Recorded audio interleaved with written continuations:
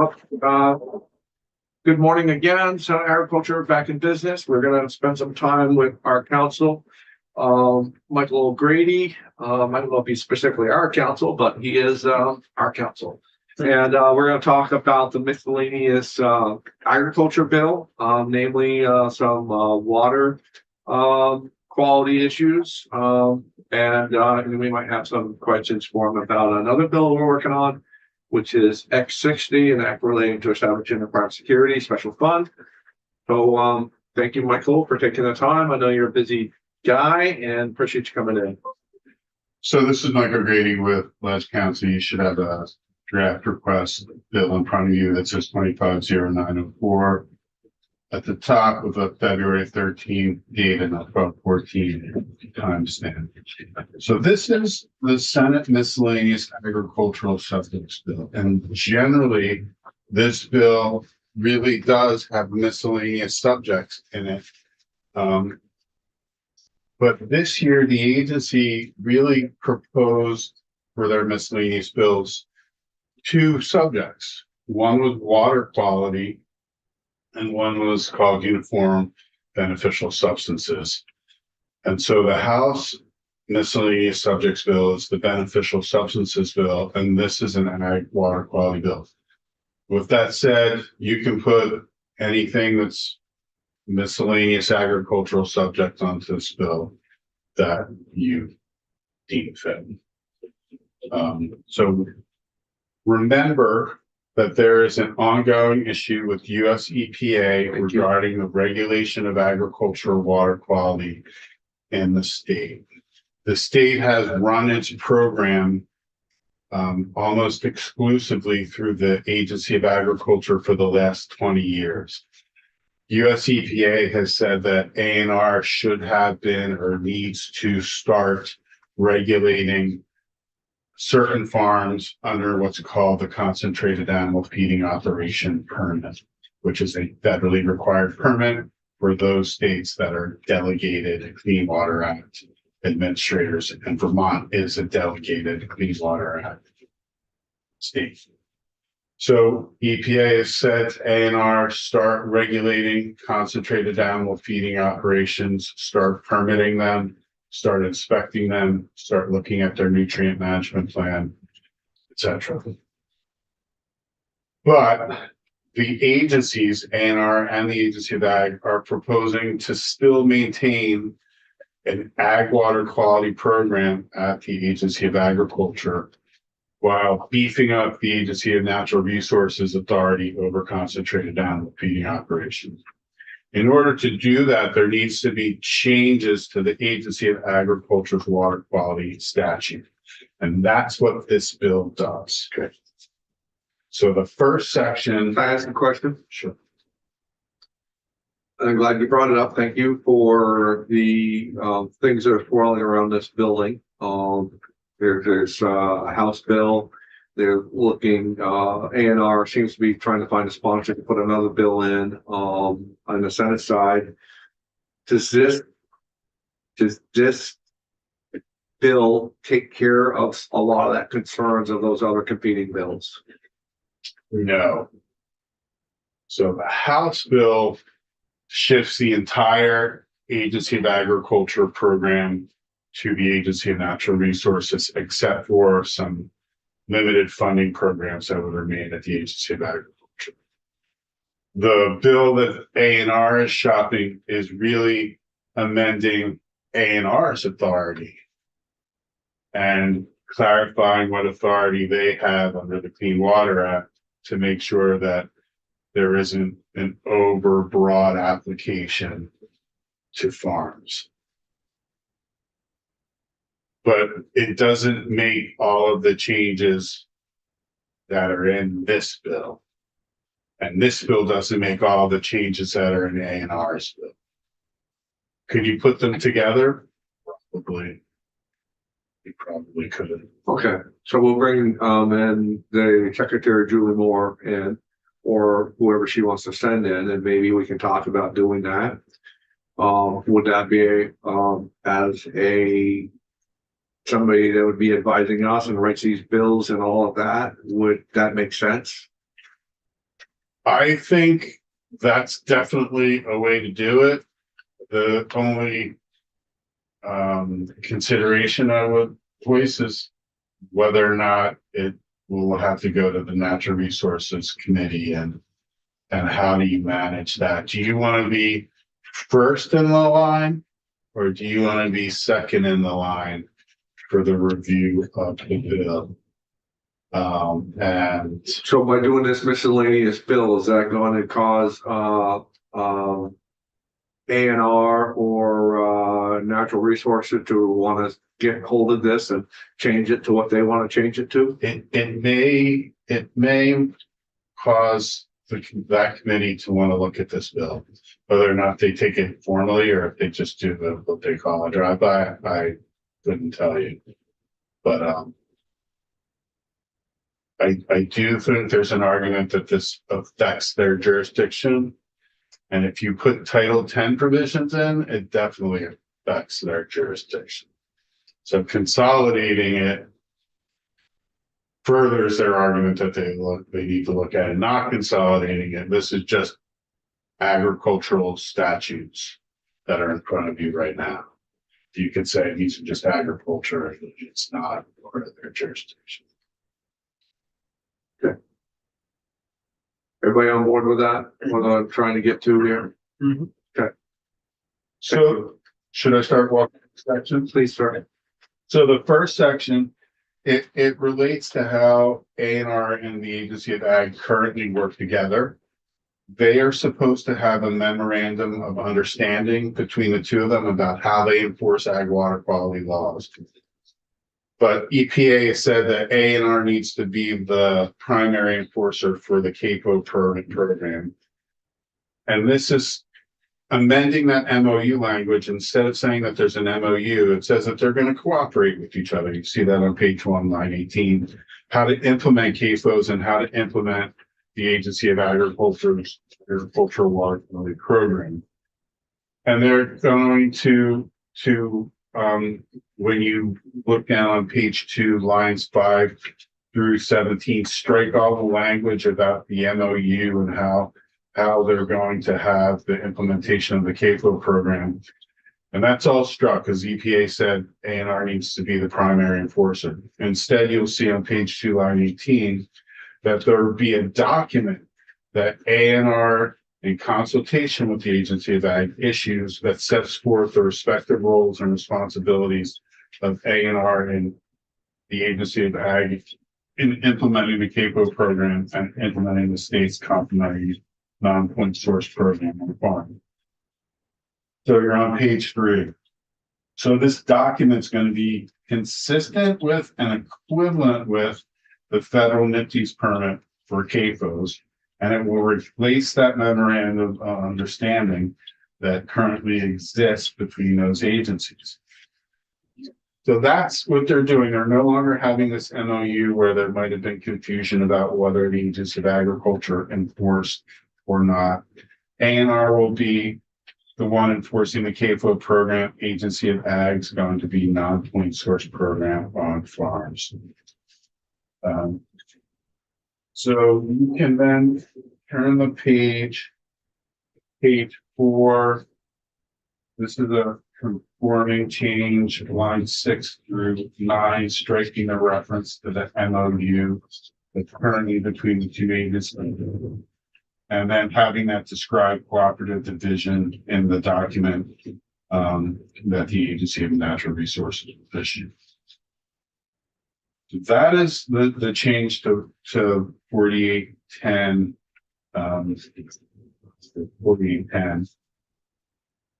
And then there's a change to 4810A. And 4810A is the section that specifies the substance of what are called the required agricultural practices. And the required agricultural practices are the 4 that all farms need to meet for water quality regulation.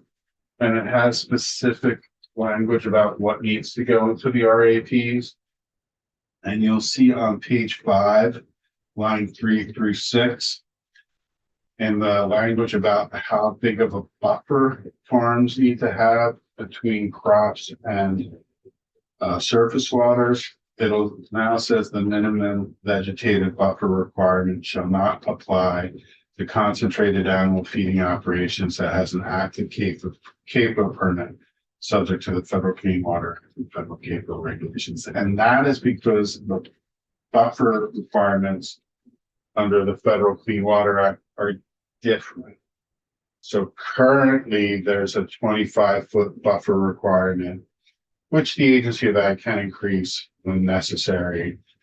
But generally it's 25 feet between crop and water vegetated. Under CAFO, there's a 100-foot setback from surface water or a 35-foot vegetated buffer that's required. So if A&R determines a farm is a CAFO, they're going to have to increase their vegetative buffer by 10 feet and take crops out of production in the additional 10 feet. Or tear up a bunk that is too close to the ditch line. What do you do in that? That's a great question. So that's your production facility. And if you're that close, 25 feet to a water, you're probably going to be considered a point source. And you're probably going to be told to prevent any runoff from that facility into the water. And that might mean moving the bunk entirely. And then really nothing. These laws have been set. There's not much. There's not. Now, I have seen a bunk that was definitely within 25 feet of a water, or basically a stream that led to the water.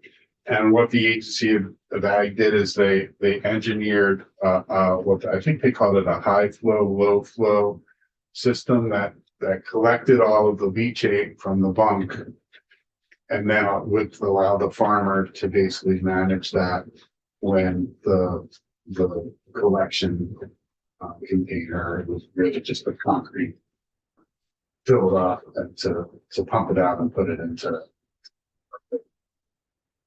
So there's going to have to be some engineered solutions potentially to deal with the constraints of farms, which are already.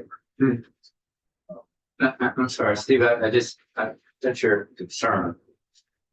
Can you elaborate? So many farms, when they built their feed storage, say their feed storage, and then right here is the ditch that will run off. So they don't have that. They might have 10 feet because at the time they built the bunk, there was no rules. I see. Now there's rules. So that ditch has been there for ever. So now are you going to either have to Move back. and we're talking that sometimes there's a concrete structure there as well as concrete that now is the farmer going to have to cut that and turn that into vegetation to meet these requirements. Because it's 25 feet, right? It's 25 feet now, Now. and it's gonna, under EPA, it's either 100-foot setback, non-vegetated, or 35-foot vegetated. So it may have to go back, even if the 25 feet, it may have to go back further. And I'm sure you can as well think of many current farms that these laws were in effect when they built it, and they're way closer than that. And What's the, I guess, does it cause, of course it's going to cause some harm. Does it cause undue harm to farm? Well, they gotta move that whole structure, yes, yes. you're probably talking, yeah. And as far as dollars and cents for the farmer, I mean, I know it depends on the farm, but I'm just trying to gauge. And then I don't know if there's other engineered things like they can a concrete curbing up there to make sure the water doesn't go that way. It goes, Well, there's also going to be, as you reach further in here, depending on the size of the farm, there's gonna actually be even permitting that's going to require, you're gonna be required now to site a new bunker, make any changes to the existing bunker, stuff such as that. So you're going to involve federal agencies or state agencies are going to come in and make that decision for you or help make that decision for you. Well, yes, but you should realize that the way that Vermont has been running its program, there has been no discharge that's allowed from a farm. But they do happen. And because it is similar to situations that you described where a facility, structure, whatever, was built before these laws, or the property, the parcel has unique geographic features like a stream that runs by it, and that's what the farm has had to deal with. They've technically been required to not have those discharges for the past 20 years. They have happened, and that is why EPA has gotten involved. They're saying that that ANR should have been regulating those actual discharges and prohibiting them, because under the Fed program, it's still a prohibited discharge from your production facility. They both have to have a prohibited discharge from your production facility. It's just that ANR will now be the sole lead enforcing authority. The EPA requirement. Do you write laws for natural resource? Or do you write for, Yeah. write bills for natural resource? I've written all the water quality laws for the past 20 years. I've written all of the ag laws for the past 15 years. So yes, I write them. Good. So that's why honestly I got hired. I got hired because I had stormwater experience from my previous jobs. And I got hired to do the stormwater law in 2004. And when we finished it, I got kicked into this because at that time our ledge counsel was also a long haul trucker, or ag law ledge counsel was on, and he had a job to do. So he went to do the long haul and I got kicked into this. And I was confused at first. I was confused. Why isn't this program at ANR?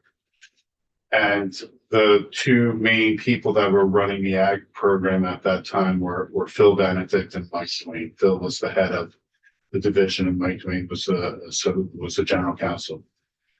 And they showed me a preamble to the EPA rule that said EPA encourages states to implement non-CAFO programs, including through their Agency of Agriculture, to prohibit discharges on farms so farms don't come into the CAFO program.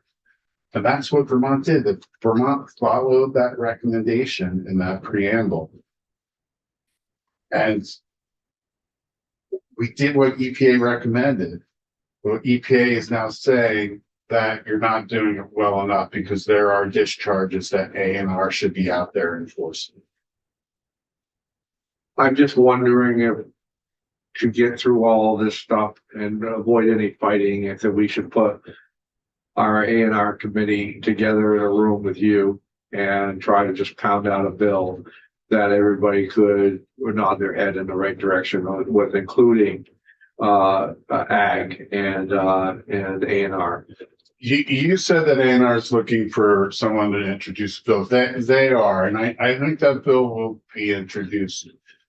And it's not a bad idea to like take these provisions and that, and like say, oh, we're going to do this together, joint committee or however you do it.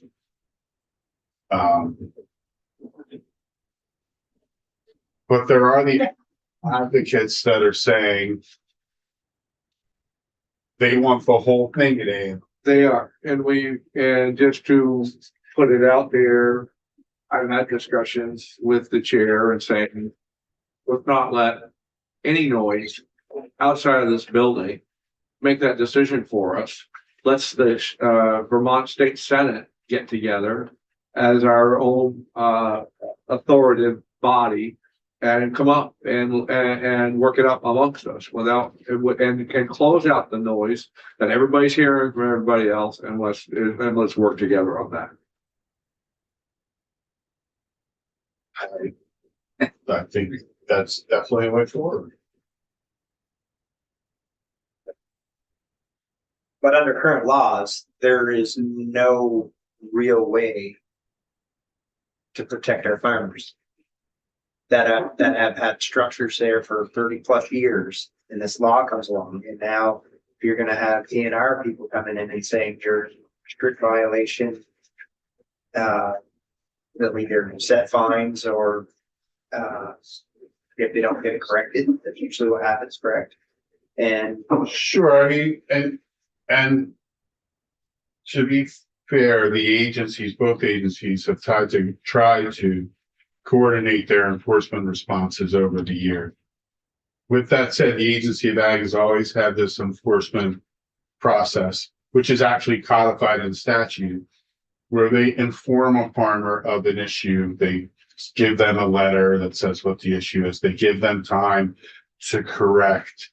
They go back and see if the correction has been made. If the correction hasn't been made, then there's an administrative action that's taken at that point. And it's all to try to work with the farmer to come into compliance. Now, the Agency of Natural Resources does similar things, but they're not as, they don't do it as frequently as the Agency of Agriculture might do it that way. And so you might see different types of enforcement, which will be interesting to see how some farmers react. I do know that some farmers are saying, hey, let's just have one program, one way or the other. But if you want to comply with EPA, you have to do that one program with A&R. But I don't know if you have, honestly, at this point, the capacity to do it just in one agency or the other right now. You're going to need money and staff. A&R also needs the expertise of ag to come on the farm for them to. And part of what's in that, and I'm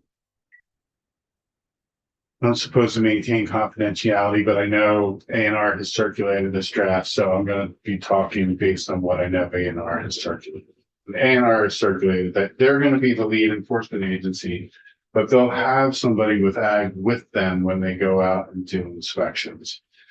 So it's not a full transfer of the staffing from one agency to the next, but there is that cooperation that's going to be contemplated in how they roll this out. Go ahead. So some of this is EPA driven. I'd say it's largely EPA driven. The EPA may, is this, which administration EPA is this? It's a good question. Because this could all change. It could all change. I honestly think it's not really an on-off switch. I think it's a when switch. Okay. Because this EPA action was inspired by the Conservation Law Foundation and others filing a petition with EPA to say that all of A&R's authority for all water permits should be withdrawn because A&R wasn't adequately doing this. Right. And so EPA said, no, we're not going to withdraw all A&R authority, but A&R needs to fix this part of the AFO program. Will EPA be aggressive about that being fixed because it's a new administration with different priorities? I don't know, but CLF is the same organization and then if they're not seeing what they want or in a timely enough manner, I think that they could go to litigation. And so litigation takes a couple of years. You're going to have a new administration. Maybe depending on your constitutional interpretation. But that is I think it's not an if, it's a when. It just seems like, to be fair with this, and please, as you do, correct me when I stray. But it just seems like, other than they're the ones being regulated, the farm, the ag industry has got swept up into this where they were just going along, and then all of a sudden somebody says to A&R, well, you're not doing your job. And the person that's going to suffer from this seems to be the ag side of it. I don't know. I mean, I definitely see that point of view because farms are not familiar with A&R and how A&R, and they are familiar with the Agency of Ag. I mean, the Agency of Ag comes onto their farm regularly for milk inspection and for other purposes. So they know who the Agency of Ag is. They don't know who the Agency of Ag Resources is. Well, with that said, this program and these requirements have been in existence for 20 plus years. And that's the point, because as I go in and I turn around businesses or whatever I do in my private life, you hear this all the time. Well, we've never done that before. Well, actually, yes, we used to do that and we've gotten away from it, but now we need to get back to it. And that seems like that's where we're at right now with this. Right, but remember, it's like, New York, it's all run through their DEC program. It's all their DEC program. And some farmers will say that it seems to be easier to run it. Well, that's my double advocate question. That's my double advocate question here. What happens if that happens here? Right. But my response to that is, New York doesn't have the same regulatory structure. New York has a Champlain TMDL, but it's a different TMDL. Right, as Quebec's is. Right. And so our TMDL is arguably more strict for agriculture than the New York TMDL. Right. And so the things that farmers, when they look at New York and say, oh, they don't have a seasonal ban on manure. They can apply manure on snow. I don't think you're going to get that in Vermont because of the Lake Champlain TMDL for Vermont. I don't think you're ever going to you can have a general authority to land apply manure on snow in the winter. I don't think that's going to happen. So you can look in New York and say, oh, it looks easier over there, but you're not looking at a mirror. You've got to understand that the perspective over here is different. And I can't guarantee that it's going to be easier or harder or not underneath the CAFO permit or not.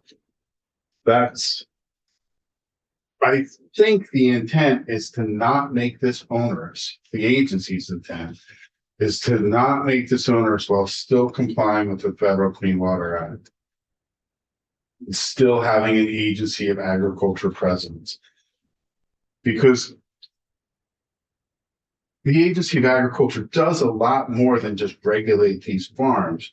For an engineered structure, a fix, they have engineers that will work with farms to find ways to do what's necessary, either to get their NRCS money or to fix an issue that seems unfixable because of parcel constraints. And so I don't see those engineers ever going over to A&R because they are so kind of vital to how money is drawn down from the USDA at the Agency of Ag. But so you're going to have that dynamic for a while. But that's what this bill does. This bill on page 5 in section 3, it's really just another conforming change going on to page 6, where it references that the two agencies are going to cooperatively work together and they're going to implement whatever is their appropriate authority under the Clean Water Act or under the state non-polluting programs. And then on page 7, there's this language about if you have 2 or more individual farms that are under common ownership, that are adjoining, that's going to be considered one farm. That is from the Federal Clean Water Act. So that is something that needs to be done in order to maintain conformity with the Federal Clean Water Act. So you can skip ahead then to page 9. This is about the fee that a farm will pay. Currently, large farms pay a $2,500 annual operating fee. If A&R says that they're going to be a CAFO permit, they're not paying a $2,500 LFO fee to the Agency of Ag. They're going to pay a different fee. It's going to be under the Agency of Ag's, Agency of Natural Resources permit schedule. It's probably going to be about the same thing, $2,500 to $3,000 per year.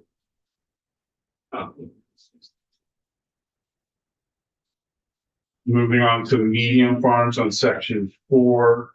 Again, the first changes are on page 12, where it's just that cooperative language, and they're going to be implementing their distinct authorities A&R under the Federal Clean Water Act, Agency of Ag under the non-point source program, state non-point source program.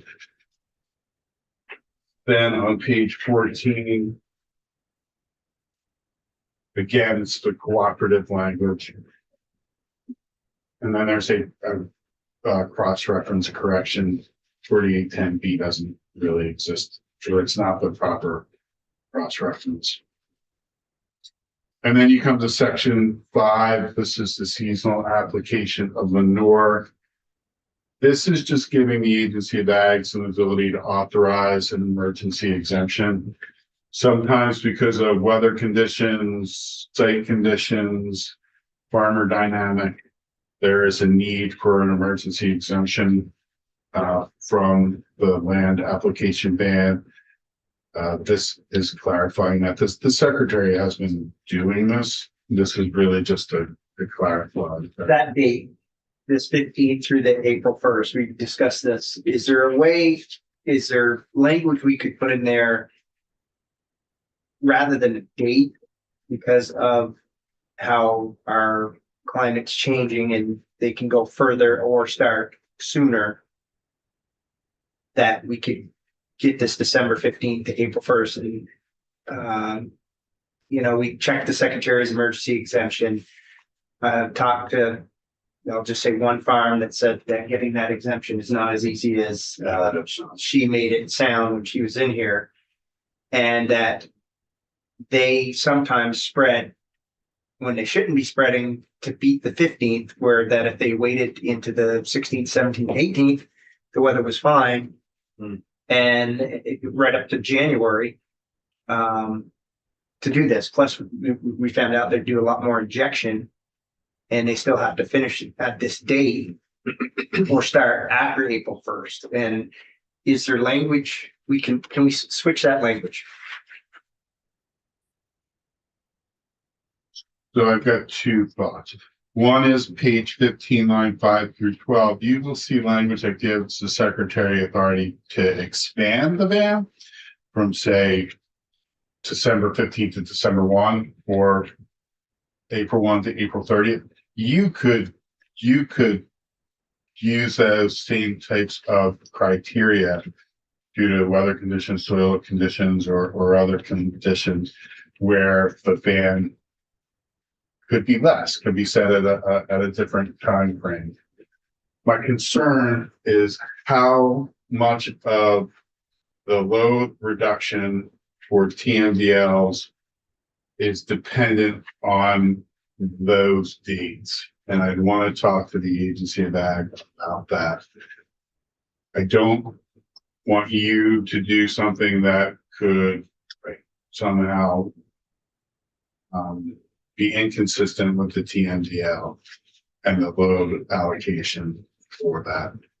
My gut is that I don't think that would be a big change, but I would want to check with the agency about that. I really think that should be looked at, because I'll have to ask one of their. I think I asked them to put the word out, see what the I've asked one farmer, and their concern is, hey, we know if we mess up, we're gonna pay a fine, so, but at the same time, there's times we should be out there spreading when it's ideal, and we can't because it's past these dates or before these dates. And again, after talking, they said getting this emergency, and most of the time it's because your manure pond is about ready to overflow that they're gonna okay it. That's correct. Where that if it's, hey, it's beautiful out, well, it doesn't fall within that time, so it's harder to. Yeah, I believe we should be able to work with the agency to get it. I hear what you're saying, and I think that I hear everything, and a lot, I agree with that, but Michael's raised a very great point of where does a calculation of phosphorus come in, and have they calculated that in, and I'd like to hear that discussion as far as after you had that with A&R. With A&R. I mean, ag, I'm sorry, with that, yeah, sorry. You will see how the seasonal exemption is done. It's on page 15, going on to page 16, where it's a process, as you referenced. I do think the emergency exception will allow the agency to kind of circumvent this process a little bit. When it is really necessary, when a lagoon is really going to. So we do have agency bags coming out on Friday, first thing, but we can have that discussion. But I would talk to Laura about if you change those dates, whether it would have an impact on the load calculation. Hey, Senator, are you gonna do that? Yeah. Okay. Section 6 is really just a conforming amendment. This is in small farm language, page 17. It's really about whether or not any newly eligible or identified small farm is going to require to be certified under the RAPs or not. Some small farms, depending on their size, have to issue right now an annual certification of compliance with the RAPs, and some do not because of their size. And so this is really just a clarification of that. And then the whole act takes effect on July 1, 2025. Oh, my. So council, our schedule. We want to get S60 out of here this Friday. This before crossover. And we are going to get the right to farm bill from the Senate Judiciary. We're gonna probably have about 3 days to turn that around before crossover. So we're gonna clear our schedule out for that. But I don't know if we have enough time to get the two committees together between with natural resources and this and try to work all of that out. I think if I'm looking at this time, I don't see it happening. I think it's a larger discussion to have. So I'm thinking that our best course of action is to get this bill out with after talking with A&R and agency of ag and as witnesses and then say it's just an ag bill. Okay. I would love to take on that bigger discussion because I think it needs to be had. I don't know if this bill is the way to do that. What do you think? What do you again? To me, it's all a timing question because I think A&R really needs some changes to their language to comply with what EPA wants them to do. But I don't see a bill moving right now that does what EPA wants them to do. And as you just referenced, you don't have a lot of time. I think what's going to happen is once we crack that nut, is we are going to get everybody jumping in on that, and I just don't see any resolution coming. I think it's a larger discussion. That's a whole starting at January 6th or whatever start date it is, right up to the crossover discussion all by itself. Well, the only thing I can think of is you get a waiver from crossover. And that has happened before, Yeah, but I'm not privy to those discussions. Because I have not seen the language in a bill that A&R wants that's been introduced. Right. I mean, I've seen the language. I know it's being and drafted. it's just surprising me because this has been floating around for better than 2 weeks. And it hasn't popped out anywhere. And I've had discussions about it with Hey. others. It could pop out soon. I'm not, I think it might, but you still have the timing limitation. You still have that timing. You still have 7 days from now. Separate. Yeah. Okay, well, I think I'm gonna make that decision that we're gonna just focus on this bill for right now, just for our timing, yeah. And, Well, really, in the scheme of things, we're not changing much other than saying that ag will work with A&R, which, and like these dates, I'd like to see it happen, but if it doesn't mean it can't be readdressed in the next whenever. exactly, The farmers are living with it, so it's like, I know they'd like to see it change, but if it doesn't, Right. you know. I think there's gonna be a lot more people that want to bite at the apple than what we're gonna try to get through, and I don't wanna hold this bill up. Yeah. By trying to go, and I know you think that the extension as far as on the crossover times, and it's nothing. There's bigger hills to die on than this right here. To go to the pro town, and then he's gotta go to the speaker to ask for time, and it's not that it is, even then, I don't think there's enough time to get done what we wanna get done by the time everybody wants to argue about it. Yeah. Is my thought. Yeah. Michael, can we add in at 60 somewhere? You're coming in tomorrow, as well, I think. And, no, No, Friday. Friday morning. Friday, yeah. Do you have from memory or be able to pull up the funding mechanism of S60 right now, the way it says right now? I am going to that right now.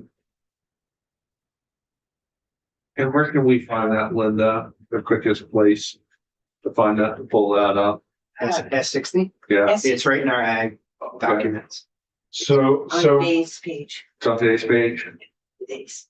right now, it doesn't actually have an appropriation. Right, I want to add the appropriation of 7.5.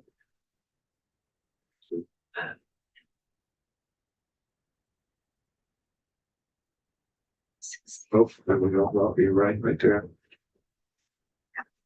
So what I would do in that case, Just hit bills under ag and you'll find it. That's introduced, okay. so what I would recommend on page 9, there's that section 3, which was an intent section, and then a report on what the future appropriation should be. You would just replace that entire section with the specific appropriation. I assume it would be from the general fund. Yep.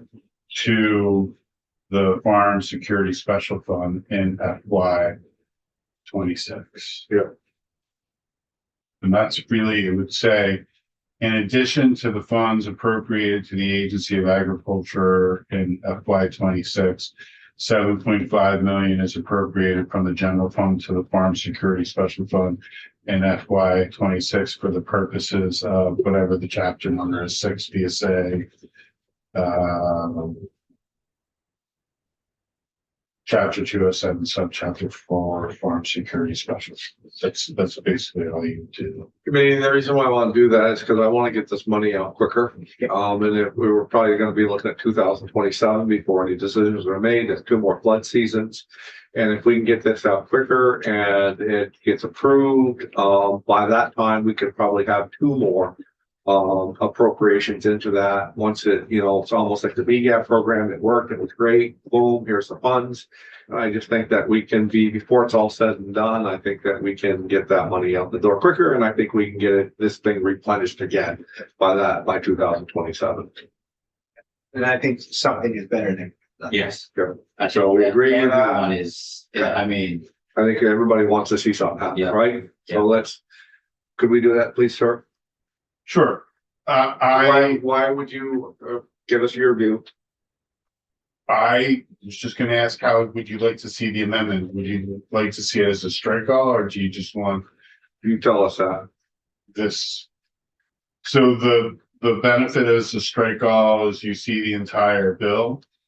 And in one, when you take it out to the floor, the benefit of just the minor, just one section being changed is that, especially if you don't make any other changes, is like, our only change is we're changing the appropriation. Well, I think I like the strike all because I want to be respectful to the bill writer. I mean, the part one that proposed the bill and then to say this is why we made that change. Okay, that's all. I think your point to move the program faster makes a lot of sense because this might not get moving otherwise until the second half of 27, fiscal year 27, maybe even fiscal year 28, because of what the report they have to do and everything, and they need to do for applications, etc. So. Well, with that change, sir, and if we review that on Friday, I think we can have a vote on it. Okay, sounds good. Thank you. I think we're good unless anybody's got anything else. Thank you, Lorna.